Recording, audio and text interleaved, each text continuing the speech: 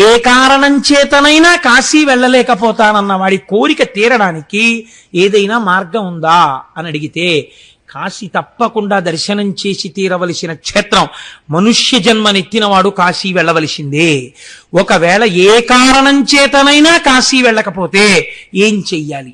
శ్రీనాథుడు ఎంత చమత్కారం చేశాడంటే ఆయన అన్నాడు, కాశి శివునకు శుద్ధాంత కాంతగాన దానిపై నల్గి కోప పాత్రంబనైతి కాశి గౌరికి సవతియౌ గాన నేను దానిపై నల్గి ప్రేమ పాత్రంబనైతి అన్నాడు.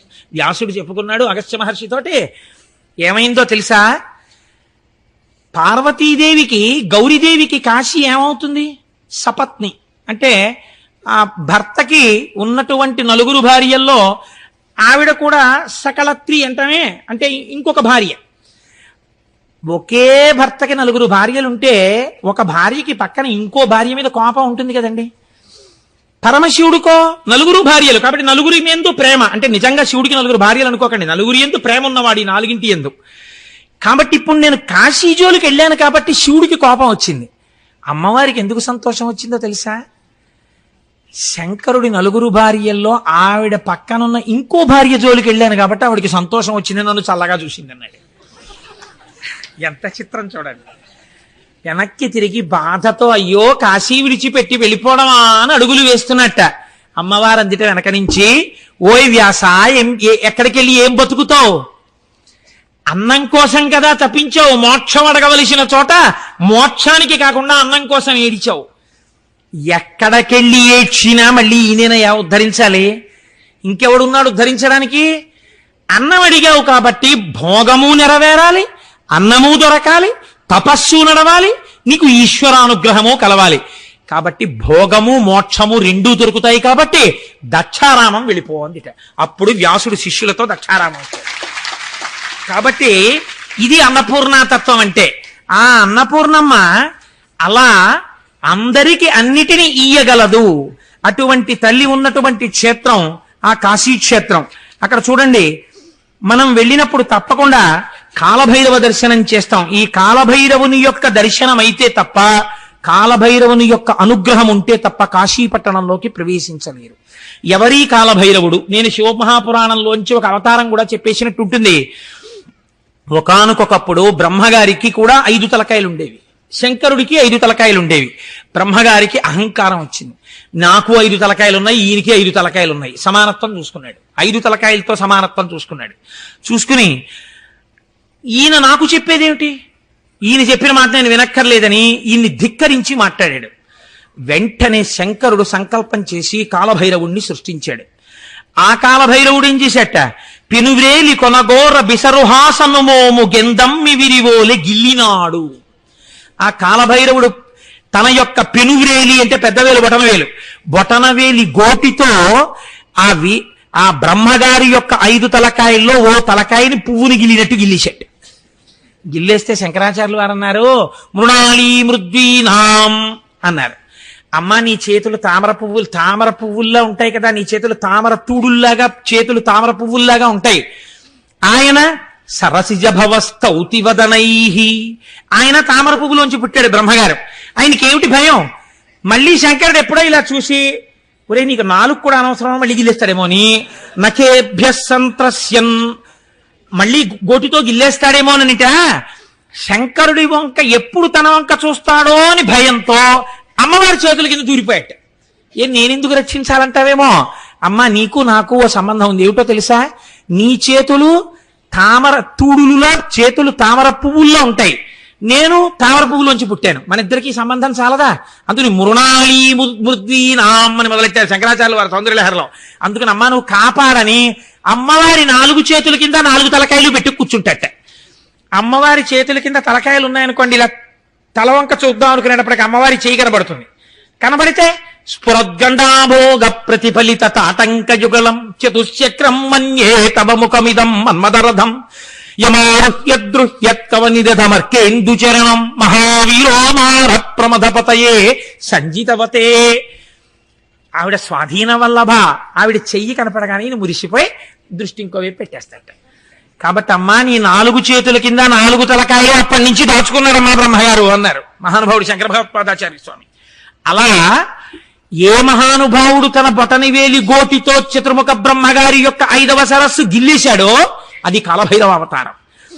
వీటి పెద్ద తలారి దిశమల వేల్పు కర్రి వీడాశూన్య కటికోపురద్వార పరిరక్షకుండు కాలభైరవుండు. ఆయన వారణాసి పట్టణానికి అంతటికీ కూడా కాపలాదారు అయి ఉంటాడు.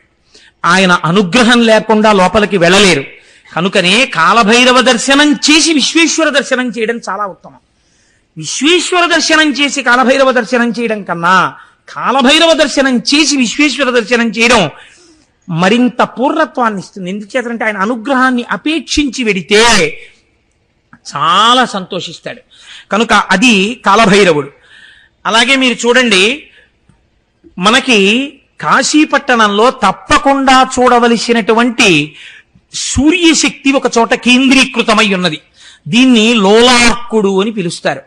ఈ లోలార్కుడు గురించి ఒక మాట చెప్తారు. తస్యార్కస్య మనో లోలం యదాసీత్ కాశీదర్శనే అతో లోలార్క ఇత్యాఖ్య కాశ్యాం జాత వివస్వతః. తులసీ ఘాట్ దగ్గర స్నానం చేస్తే తులసీ ఘాట్ ఎదురుగుండా ఉన్నటువంటి గోడ మీద పెద్ద చక్రం ఒకటి ఉంటుంది. ఆ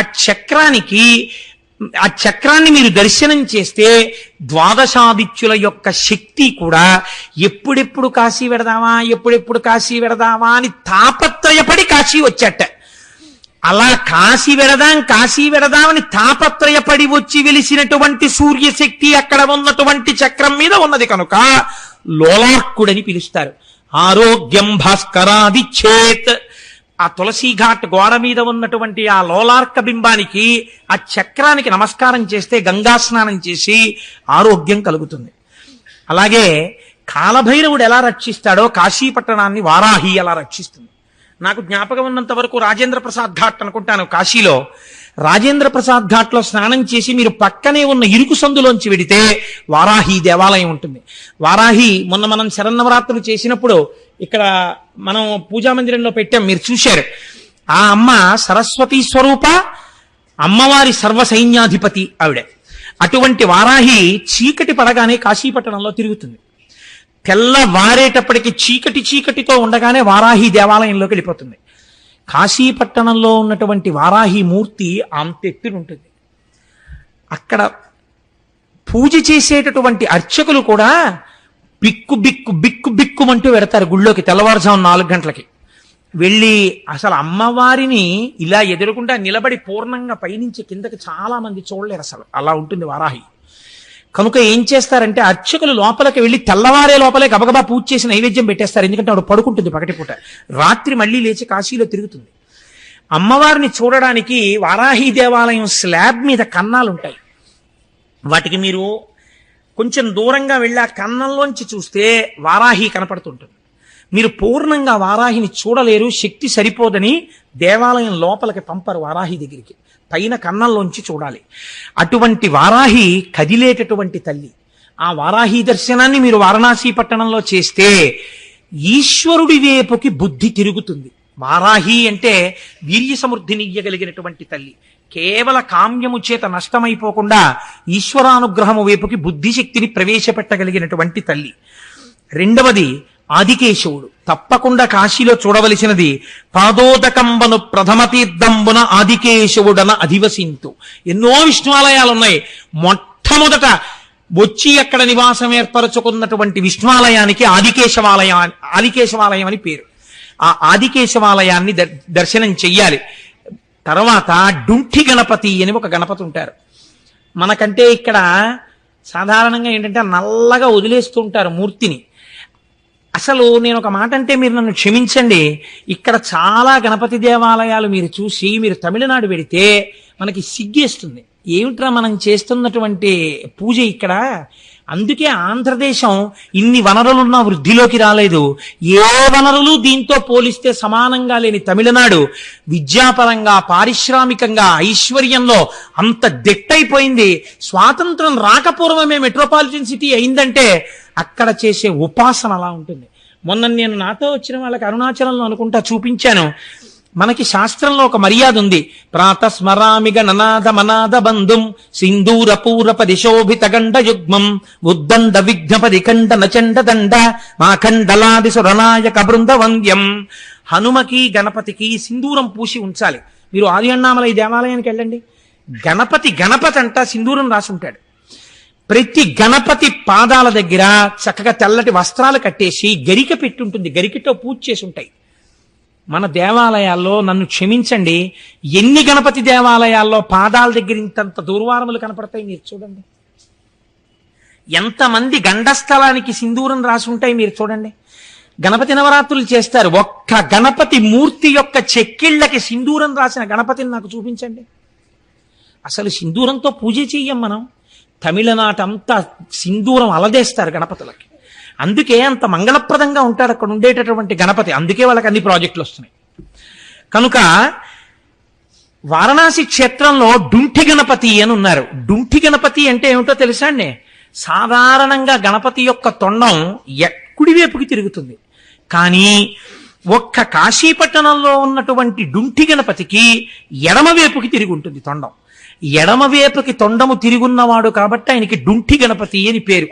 ఇక్కడే కావ్యకంఠ గణపతి ముని యొక్క తండ్రి గారైనటువంటి నరసింహశాస్త్రి గారు భార్య గర్భిణిగా ఉండి పురిటికి వెళ్ళిపోతే డుంఠి గణపతి దేవాలయంలో కూర్చుని రాత్రి పాలు మాత్రమే తాగేవారు. ఏదో ఒక బ్రాహ్మణ గృహానికి వెళ్ళి పగలంతా గంగలో స్నానం చేసి వచ్చి కూర్చుని గణపతి మంత్రోపాసన చేస్తుండేవారు.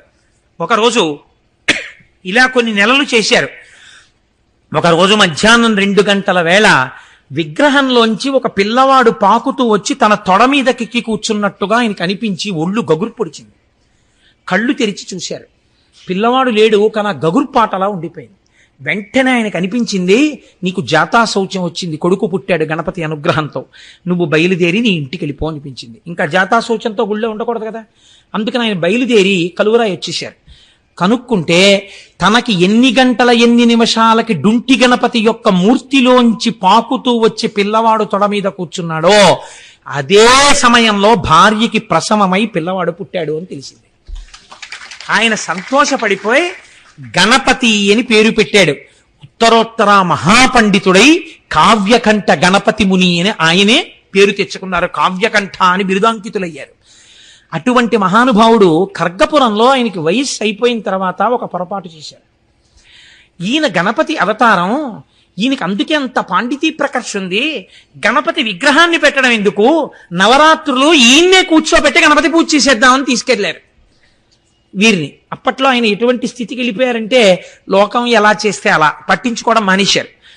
తీసుకెళ్లి ఈయన్నే ఆవాహయామి ఆసనం సమర్పయామి అని కుర్చీలో కూర్చోబెట్టి ఈయననే గణపతిగా నవరాత్రులు చేశారు. ఈ పూజ చేస్తున్నటువంటి అర్చకుడు ఒక పొరపాటు మంత్రం చెప్పేశాడు. 9వ రోజు పూజ అంతా అయిపోయిన తర్వాత నీరాజనవితి మంత్రపుష్పం చెప్పేసి మర్నాడు ఏదో మంగళవారం శుక్రవారం ఉందని ఉద్వాసన మంత్రం చెప్పేశాడు. ఉద్వాసన మంత్రం చెప్పేస్తే కావ్యకంఠులు నవ్వారు అంతే. ఆ తర్వాత శరీరం వదిలేశారు. కాబట్టి గణపతి అంశగా వచ్చి గణపతి ఉద్వాసన మంత్రంతో శరీరం వదిలిపెట్టినటువంటి కావ్యకంఠ గణపతి ముని డుంఠి గణపతి అనుగ్రహం చేత జన్మించినటువంటి వారు. ఆయన దర్శనం చేస్తే విఘ్నములు తొలగి సర్వమంగళములు కలుగుతాయి. అక్కడే దండపాణి అని 2వ క్షేత్రపాలకుడు ఉంటాడు కాశీపట్టణంలో. భరించునాతండు పాణిపల్లవమున వెండుకట్టులతోడి దండయష్టి వసించునాతడు వారాణసీపుర ప్రాకార గోపుర ప్రాంత భూమి ధరించునాతండు తత్తారకూట రుక్వరి పాటలఛాయ బ్రలజడలు సవరించునాతడు సతతంబు రుద్రాక్ష భూషా విభూతి త్రిపుండ్రకమలు సౌమ్య రూపంబు వహించు సజ్జనులకు పాపమతులకు వికృత రూపంబు దాల్చు పింగళాక్షుండు దీర్ఘ గంభీరమూర్తి చండికాపతి ప్రమధుండు దండపాణి. అక్కడ హరికేశుడు అనబడేటటువంటి ఒక యక్షుడు ఈశ్వరానుగ్రహం చేత 2వ ప్రమథగణాల్లో చేరి ప్రమథగణములకు నాయకుడై 2వ క్షేత్రపాలకుడిగా ఆ స్థితిని పొందాడు. ఆయన చేతిలో విండికట్లుతో ఉన్నటువంటి బెత్తం పట్టుకుని ఉంటాడు. విభూతి పిండికట్లు పెట్టుకుని రుద్రాక్షాలని సవరించుకుంటూ ఉంటాడు. పాపాత్ములకి భయంకరంగా కనపడతాడు, ఈశ్వర భక్తులకి ప్రసన్నమూర్తిగా కనపడతాడు. ఆయన 2వ క్షేత్రపాలకుడు.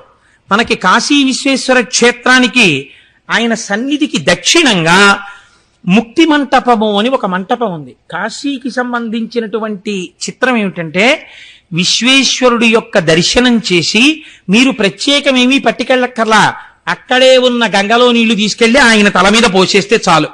శివుని శిరమున కాశీని నీళ్లు జల్లి పత్తిరి సుమంతనెవ్వారు పారవయిచు, కామధేనువు వానింటి గాడి పశువు, అల్ల సురశాఖ వానింటి మల్లె చెట్టు. ఆయన యొక్క కారుణ్యం అటువంటిది. ఇటువంటి శివలింగానికి మీరేం చేస్తారు? వెళ్ళి అభిషేకం చేయడమే. అన్నపూర్ణమ్మని మీరేం చేస్తారు? నమస్కారం పెట్టి అమ్మా ఎప్పుడూ అన్నానికి లోటు రాకుండా చూడండమే. అందరూ అన్నం అడిగారు. శంకరాచార్యులు వారు అన్నారు, అమ్మా జ్ఞాన వైరాగ్య సిద్ధ్యర్థం భిక్షాందేహీ చ పార్వతి అన్నారు. అమ్మ నాకు జ్ఞాన వైరాగ్యములను భిక్షగా పెట్టమ్మా అని అడిగారు. అందుకని మహాపురుషుడయ్యారు, జగద్గురువులు అయ్యారు. మనకి విశ్వేశ్వర దర్శనం చేసిన తరువాత విశ్వేశ్వర దక్షిణ సన్నిధికి దక్షిణంలో ముక్తి మంటపము అని ఒక మంటపం. ఆ మంటపంలో కూర్చుని తప్పకుండా ఏదో ఒక శివకథ చెప్పుకుని వారణాసి విడిచిపెట్టాలి అని నియమం. వారణాసి వెళ్ళామండి వచ్చేసామండి కాదు, విశ్వేశ్వర దర్శనం చేసుకుని ముక్తి మంటపంలో కూర్చోవాలి. ఎంతో ఒక చిన్న శివకథ చెప్పుకోవాలి, అక్కడ చెప్పుకుని రావాలి. వీలైతే మణికర్ణికా స్నానం చేసి వెళ్ళమన్నారు తప్పకుండా గంగా స్నానానికి. ఇక్కడే ఈ ముక్తి మంటపంలోనే ఒక చిత్రం జరిగింది. మహానందుడు అనబడేటటువంటి ఒక వ్యక్తి భార్యతో 2 బిడ్డలతో ఎక్కడో ఉండేవాడు. చేయరాని పాపములనన్నింటినీ చేసేశాడు. అన్ని పాపములు చేసిన తరువాత చనిపోయాడు. చనిపోయి ఆయన భార్య 2 పిల్లలు కూడా 4 కోళ్ళై పుట్టారు. ఈ 4 కోళ్లు కాశీపట్టణంలో ముక్తి మంటపానికి చేరి శరీరం విడిచిపెట్టి మోక్షాన్ని పొందాయి. ఆ 4 కోళ్లు కూడా మంటపంలో కనపడతాయి మనకి. దాన్ని కుక్కుట మంటపము అని పిలుస్తూ ఉంటారు, కుక్కుట చతుష్టయము అని పిలుస్తూ ఉంటారు. కాబట్టి తప్పకుండా మనం పాపం పోవడానికి ముక్తి మంటపాన్ని ఒకసారి దర్శనం చేసి ఒక చిన్న శివకథ చెప్పుకొని బయలుదేరాలి అక్కడి నుంచి. మనకి కాశీ వెళ్ళలేకపోతే, ఏ కారణం చేతనైనా కాశీ వెళ్ళలేకపోతానన్న వాడి కోరిక తీరడానికి ఏదైనా మార్గం ఉందా అని అడిగితే, కాశీ తప్పకుండా దర్శనం చేసి తీరవలసిన క్షేత్రం. మనుష్య జన్మనెత్తినవాడు కాశీ వెళ్ళవలసిందే. ఒకవేళ ఏ కారణం చేతనైనా కాశీ వెళ్ళకపోతే ఏం చెయ్యాలి అంటే, శాస్త్రం అంది 5 కాశీలున్నాయి. ఈ 5 కాశీలలో కనీసం ఏదో ఒక కాశీకి వెళ్ళాలి. 1 కాశీ ఉన్నటువంటి వారణాసి, 2 కేదారము, కేదార క్షేత్రానికి వెళ్ళాలి, 3 శ్రీశైలము, 4 శ్రీకాళహస్తి, 5 పట్టిసము. మనం ఆ పట్టిసం అన్న తీర్థం మనకి దగ్గరలోనే ఉంది. అక్కడ వీరభద్రుడు దక్షయజ్ఞ ధ్వంసం చేసేసిన తరువాత దేవతలందరినీ తెగటార్చినటువంటి నెత్తుటితో కూడిన ఖడ్గాన్ని ఆ పట్టిసం దగ్గర ఉన్నటువంటి నదిలో కడిగేట. చేతిలో పట్టుకున్నటువంటి ఖడ్గాన్ని, రక్తంతో కూడిన ఖడ్గాన్ని అక్కడ కడిగాడు కాబట్టి ఆ క్షేత్రానికి పట్టిసం అని పేరు వచ్చింది. కాబట్టి 5 కాశీలే. ఓపిక లేకపోతే, ఓపిక ఉంటే కాలుసమండి, ఓపిక ఉంటే కాశీ వెళ్ళాలి. ఓపిక లేకపోతే ఈ 5 కాశీలలో కనీసం 1 కాశీ అయినా జన్మాంతరంలో చూడాలి. మన అదృష్టం చూడండి, ఆంధ్రదేశంలో శ్రీశైలం, శ్రీకాళహస్తి, పట్టిసం 3 క్షేత్రాలు ఉన్నాయి. 3 కాశీలు మన ఆంధ్రదేశంలో ఉంటే అసలు కాశీ ఉత్తర భారతదేశంలో ఉంది. కాబట్టి మనం ఎంత భాగ్యవంతులం. అయితే వారణాసి గురించి చెప్పినప్పుడు 2 తప్పకుండా ప్రస్తావన చెయ్యవలసి ఉంటుంది. వారణాసి నేను ఎంత చెప్పినా విడుతుందంటే అది నేను ఎంతకని చెప్పగలను. కాబట్టి ఎక్కడో అక్కడ ముగించాలి. విశాలాక్షి అని ఒక అమ్మవారిని చూస్తాం. విశాలాక్షి అంటే బాగా కన్నులు తెరిచి చూసేటటువంటి తల్లి. ఈ అమ్మవారినే శంకరాచార్యులు వారు సౌందర్యలహరిలో ఒక శ్లోకం చెప్పారు. దృశాద్రాఘీయస్యాదరదలిత నీలోత్పల రుచ దవీయాంసం దీనం స్నపయ కృపయా మమపి శివే అనేనాయం ధన్యో భవతి నచితే హానిరియత వనేవా హర్మ్యేవా సమకర నిపాతో హిమకరహ అన్నారు. అమ్మవారుట ఈ బ్రహ్మాండములు ఎంతవరకు ఉన్నాయో అంతకన్నా ఎక్కువ దూరం ఆకర్ణాంత విశాల నేత్రములు కదా, ఇక్కడ వరకు ఉంటాయి కదా కళ్ళు. ఇక్కడ వరకు కళ్ళుంటే అసహ్యంగా ఉండదా అండి అంటారు చాలా మంది. మీరు ఒక్కసారి ఎప్పుడైనా భీమవరం వెళ్ళి మావుళ్ళమ్మ తల్లి అని ఉంది అమ్మవారు, నేను అక్కడ చూసి ఆకర్ణాంత విశాల నేత్రములు అంటే అమ్మవారి కళ్ళు ఇక్కడ వరకు ఉంటాయి. ఇక్కడి వరకు అమ్మవారి యొక్క కళ్ళు ఉంటే అసలు నిజంగా ఎంత అందంగా ఉంటుందో చూడాలంటే మీరు మావుళ్ళమ్మ తల్లిని చూడండి ఒకసారి భీమవరం వెళ్ళి. అయ్య బాబోయ్ ఏమిట్రా ఈ స్వరూపం, ఏమందనరా అనిపిస్తుంది. ఆవిడ రెండు కళ్ళు ఇలా బ్రహ్మాండం అంతా తిప్పుతూ చూస్తుంటుందిట. ఎవరు అమ్మా అని పిలుస్తారో అలా పిలిచారా పరిగెత్తి వెళ్ళిపోవాలి, ఆవిడ రక్షించాలంటే. నఖైర్నాక స్త్రీణాం కరకమల సంకోచతిభి తరుణాం దివ్యానాం హసతి యువతే చండిచరణౌ ఫలాని స్వస్యేభ్యః కిసలయ కరాగ్రేణ దదిత దరిద్రేభ్యో భద్రాం శ్రియమనిష మహ్నాయ దదతౌ అంటారు శంకరాచార్యులు వారు. అమ్మ మాకు భయం ఏమిటమ్మా, మేము ఎక్కడున్నాం ఒక్కటే మాట చెప్తాం, అమ్మా అంటాం అంతే. నువ్వు ఇలా చూస్తావు మా వంక రక్షించేస్తావు, నీ కన్నులతో నీ చూపులతో రక్షిస్తావమ్మా. చాప పిల్లల్ని పోషించినట్టు, తాబేలు తాబేటి పిల్లల్ని పోషించినట్టు నువ్వు నీ చూపులతో మమ్మల్ని పోషిస్తావు కనుక అమ్మ నువ్వు విశాలాక్షివి, మా ప్రయత్నం అక్కర్లేదు, నువ్వే చూసుకుంటూ ఉంటావు పిల్లల్ని. అమ్మ చూడండి వంట చేస్తూ ఉంటుంది, అటు తిరిగి వంట చేస్తూ ఆ వంకాయలు తరుక్కోవాలి అందనుకోండి, పిల్ల గబగబా తెచ్చి కత్తిపీట పెట్టుకుని వంకాయ తరగబోతుంది అనుకోండి, వద్దు అంటుంది, ఎక్కడ చేయి కోసుకుంటుందో అని.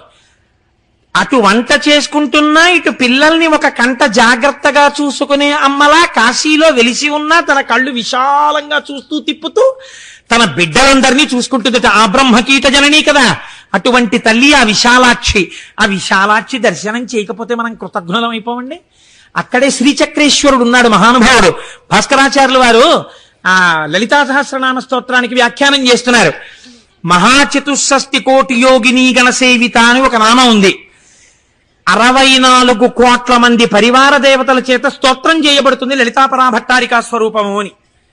వారణాసి ఒడ్డున కూర్చునుంటే అక్కడ కుంకుమానంద స్వాముల వారని చెప్పి, నేను చాలా కాలం అయింది ఆ పేరుని కరెక్టే చెప్పాను అనుకుంటున్నాను, కుంకుమానంద స్వామి వారి శిష్యులు భాస్కరాచార్యుల వారిని వచ్చి అడిగారు, 64 కోట్ల పరివార దేవతలు అంటున్నారు కదా వాళ్ళ పేర్లు చెప్పండి అన్నారు. అంటే భాస్కరాచార్యుల వారు అన్నారు, మీరు ఇవాళ సాయంకాలం సంధ్యావందనం చేసుకుని రండి, నేను స్నానం చేసి కూర్చుంటాను, మీరు విందురు గాని చెప్తానన్నారు.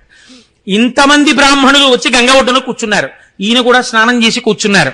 వింటారా అన్నారు. వింటామన్నారు. అమ్మవారికి నమస్కారం చేశారు భాస్కరాచార్యుల వారు. 64 కోట్ల మంది దేవతలు ఆకాశంలో కూర్చుని తమ తమ గురించి తామే చెప్పుకోవడం మొదలెట్టారు. హడిలిపోయారు విన్నవాళ్ళందరూ. అటువంటి భాస్కరాచార్యుల వారు మహానుభావుడు లలితా సహస్రనామ స్తోత్రానికి వ్యాఖ్యానం పూర్తి చేసిన తరువాత మనం కాశీ విశ్వేశ్వరుడి దేవాలయంలోంచి బయటికి వస్తే ఎడం పక్కన ఒక గుడి ఉంటుంది. ఆ గుడిలోకి మీరు లోపలికి వెళ్ళగానే కుడి చేతి పక్కకి తిరిగి కొంచెం లోతుగా ఉంటుంది. అక్కడికి వెడితే శివలింగం మీద శ్రీచక్రం వేసి ఉంటుంది. ఆ శ్రీచక్రంతో కూడినటువంటి శివలింగాన్ని నా చేత లలితా సహస్రనామ స్తోత్ర భాష్యం అమ్మవారు చేయించిందని కృతజ్ఞతతో భాస్కరాచార్యుల వారు ప్రతిష్ఠ చేసినటువంటి శివలింగం ఆ శివలింగం. దాని యందు అమ్మ అయ్యా కలిసి ఉన్నారు. వెళ్ళి నమస్కరిస్తే ఎంత పొంగిపోతుందో తల్లి. ఇన్ని చిత్రాలు కాశీపట్టణంలో ఇలాంటివి. మీకు ఇవన్నీ ఒకెత్తు, ఒకటి నేను చెప్పకుండా పూర్తి చేస్తే నేను కాశీ గురించి ప్రసంగమే చెయ్యని వాడిని అవుతాను. కాశ్యాంతు మరణాన్ ముక్తి. కాశీలో చచ్చిపోతే చాలు మోక్షం వస్తుంది. వస్తుందా? అలా ఎలా వస్తుంది? నిజంగా వస్తుందా? అన్న వాళ్ళకి కాశీలో మోక్షం ఎలా వస్తుందో, ఎంత అనాయాస మరణం దొరుకుతుందో, కాశీలో చచ్చిపోయిన వాళ్ళకి మోక్షం ఇస్తానని పరమేశ్వరుడు చేసిన ప్రతిజ్ఞ ఎలా నెరవేర్చుకుంటాడో మీరు అవధరించండి. ఆయుర్దాయం అయిపోయి ఇంకా ఊపిరి అందక ఆయాసంతో కొట్టుకుంటూ ఒళ్ళంతా చెమటలు పట్టేసి నేల మీద పడిపోతే అయ్యయ్యో కింద పెట్టేయండి కింద పెట్టేస్తే అది మనుష్యులే కాదు పిపీలి కాదు పర్యంతంలో ఏదైనా సరే కొట్టుకుంటుంటే అందామంటే ఊపిరి అందకపోతే ఒళ్ళంతా చెమట్లు పట్టేసి కొడుకే వచ్చి నానా నానా అన్న వినపడక అయోమయావస్థలోకి వెళ్ళిపోతున్నటువంటి స్థితిలో అప్పుడు ఆ మరణావస్థ ఎంత భయంకరంగా ఉంటుందో అప్పుడు వీడు బెంగ పెట్టుకోకుండా ఎంత చిత్రం జరుగుతుందో చూడండి. పాలిండ్లు కదలంగ బసపు పయ్యద వీచు అచలాధిపతి కూర్మి ఆడబిడ్డ. పార్వతీదేవి అటువంటి ప్రాణాలు వదిలిపెట్టడానికి సిద్ధపడిన వాళ్ళ దగ్గరికి ముందొచ్చి కూర్చుంటుందిట. అమ్మవారు కూర్చోగానే ధునోతుద్ధాంతం నస్తులిత దళితేందీవరవనం ఘనస్నిగ్ధశ్లక్షణం చికుర నికురంబం తవ శివే యదీయం సౌరభ్యం సహజముపలబ్ధం సుమనసో అంటారు శంకరాచార్యుల వారు. అమ్మవారి కురులకు సువాసనలు ఉంటాయి. ఆ సువాసనల్ని తాము పొందడం కోసం దేవతా వృక్షాల పువ్వులు అమ్మవారి కురులకి చేరాలనుకుంటాయిట. అటువంటి కురులు కలిగినటువంటి అమ్మవారు వచ్చి వాడి పక్కన కూర్చుంటుందిట. కూర్చునేటప్పటికీ అమ్మవారి చేతులకు పెట్టుకున్నటువంటి గాజుల యొక్క గల్లు వినపడుతుందిట. అమ్మవారి చరణ మంజీరపు ధ్వనులు వినపడతాయిట. ఈ ప్రాణం పోతున్నవాడు ఎక్కడి నుంచి వచ్చిందిరా ఈ సువాసన, ఎక్కడి నుంచి వచ్చిందిరా ఇంత ఆనందం అని చూస్తాట. పాలిండ్లు కదలంగ పసపు పయ్యద వీచు అచలాధిపతి కూర్మి అడుబిడ్డ. ఆ హిమవంతుడి కూతురు మా అమ్మ పార్వతీదేవి ఉందే, ఆవిడొచ్చి పక్కన కూర్చుని, కాశీలో చచ్చిపోతున్నావురా, మా ఆయన ప్రతిజ్ఞ చేశారు నువ్వు బాధగా వెళ్ళకూడదని పవిట తీసి ఆ పవిటతో వీస్తుంది ఆ వెళ్ళిపోతున్న వాడికి. అమ్మవారి పవిట వీచినప్పుడు వచ్చినటువంటి గాలి తగలగానే వాడు సేద తీరి అబ్బా అని ఏ బాధ లేని స్థితిని పొందుతట. ధొక్కారమునరించు తొండంబు ముక్కున శిఖరాసారంబు జిలుకు డుంటి. గబగబా వస్తాట డుంటి గణపతి. వచ్చి పక్కన కూర్చుని, ఏనుగు తొండం యొక్క చివరి భాగం ఎప్పుడు చల్లగా ఉంటుంది. ఊపిరందక కొట్టుకుంటున్న వాడి ముక్కు దగ్గర ఇలా తడి పెడుతూ తన తొండంతో కాసేపు అలా గాలి విసురుతాట. విసిరేటప్పటికి ఎంత సేద తీరుతాడోట. ఇలా కళ్ళు విప్పి చూసేటప్పటికి ఇటు పక్కన మహానుభావుడు డుంటి గణపతి, ఇటు చూసేటప్పటికి చిరునవ్వు మోముతో ఇంత బొట్టు పెట్టుకుని మా అమ్మ పవిటతో గాలి విసురుతుందిట. ప్రత్యక్షమై వచ్చి భాగీరథి గంగ మృదుల హస్తము సాచి మేను నివురు. నాన్న బెంగ పెట్టుకున్నావా వెళ్ళిపోతున్నానని? చెమట పట్టిందా? ఒళ్ళు వేడెక్కిపోతోందా? ఏం భయం లేదని చల్లని తల్లి కదా గంగమ్మ సాకార రూపురాలై వచ్చి చెమట తుడుస్తూ చల్లటి చేస్తూ ఒళ్ళంతా తుడుస్తుంది. తుడిస్తే ఎంత సేద తీరుతాడోట. ఇప్పుడు ఏ భయం ఉండదట.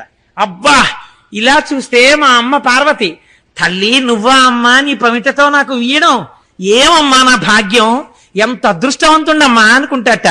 ఇటు చూసేసరికి డుంటి గణపతి ముక్కు దగ్గర తడితో తుడుస్తూ ఆ ముక్కు దగ్గర గాలి ఊతుంటారట. దేనికి?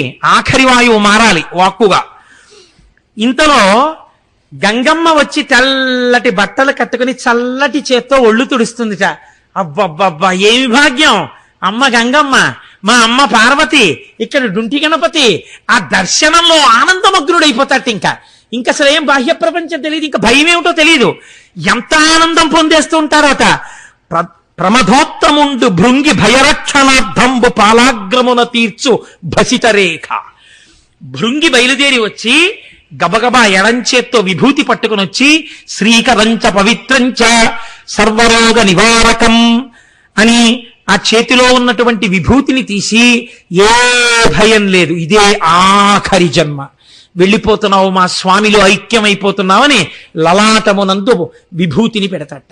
భృంగి విభూతి పెడుతుంటే పరమ సంతోషంతో భృంగి వంక చూస్తాట.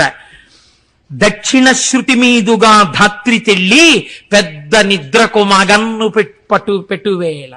పెద్ద నిద్రకు అంటే ఇంకా మృత్యువు ఒడిలోకి జారిపోతుంటే, శరీరము నుంచి విడివడిపోతుంటే, ఉర్వారుకమివ బంధనాన్ మృత్యోర్ముక్షీయమామృతాత్ అని పింజరాలి పాలు కారినట్టు కాకుండా దోసపండు విడివెడనంత తేలికగా విడివడిపోయే ముందు గంటల చప్పుడు వినపడుతుందిట. గొప్ప సువాసనలు వస్తాయిట. ఏమిటి సువాసన, ఏమిటి ఈ గొప్ప గంటల చప్పుడు? పాశంచ ఘంటాం, మొలకి కట్టుకున్నటువంటి గంటలు ఘన ఘన మోగుతుంటే, ఈ పవిట వీస్తున్న తల్లి పమిట అలా వదిలిపెడితే శరీరం వదిలిపెడుతున్న వాడి మీద అమ్మవారి పమిట కొంగు మొదట కప్పబడుతుంది, పమిట వాడి మీద పడుతుందిట. భృంగి అక్కడే కూర్చుని ఇలా నమస్కరిస్తాట శంకరుడికి. డుంటి గణపతి నమస్కరిస్తుంటట. సుగంధిం పుష్టివర్ధనం, మంచి సువాసనలతో మారేడు వాసనలతో నా స్వామి వస్తాట. ఇలా నవ్వుతూ చూస్తాటంతే. ప్రాణి తనకి తెలియకుండా కుడి చెవిని ఇలా పైకెత్తుతట. దక్షిణ శృతి మీదుగా ధాత్రి తెళ్ళి పెద్ద నిద్రకు మగన్ను పెట్టువేళ, ఏ బెంగా లేకుండా హాయిగా నిద్రలోకి జారిపోతున్న వాడిలా జారిపోయే ముందు పంచజనులకు తారక బ్రహ్మ విద్య అభవుడుపదేశమొరరించునెప్పుడు కాశీ. మా స్వామి వచ్చి అలా వెళ్ళిపోతున్న సమస్త పిపీలికాది పర్యంతానికి కుడి చెవిలో ప్రణవాన్ని ఉపదేశం చేస్తూ, వాళ్ళు శంకరుడు తన చెవి దగ్గర, కుడి చెవి దగ్గర నోరు పెట్టి దగ్గరగా ఆయన ఉచ్ఛ్వాస నిశ్వాసలు తగులుతుంటే, ఆయన ముఖస్పర్శ తగులుతుంటే, ఆనందంతో పొంగిపోతుంటే, ఆయన నోటితో చెవిలోకి ప్రణవం వినబడితే, ఆ వినపడిన ప్రణవం తన ప్రమేయం లేకుండా లోపల నుంచి ఓం అని వస్తూ ఉండగా ఈయన తేజము ఈశ్వరుని యందు కలిసిపోతుంది. ఇలా కాశీలో సమస్త ప్రాణులు ఆయన యందే చేరిపోతున్నాయి. ప్రారంభమునందే ప్రతిజ్ఞ చేశాడో ఆ ప్రతిజ్ఞను ఇప్పటికీ నెరవేర్చుకున్నాడు. ఇలా జరుగుతుందా? రామకృష్ణ పరమహంసకు అనుమానం వచ్చింది.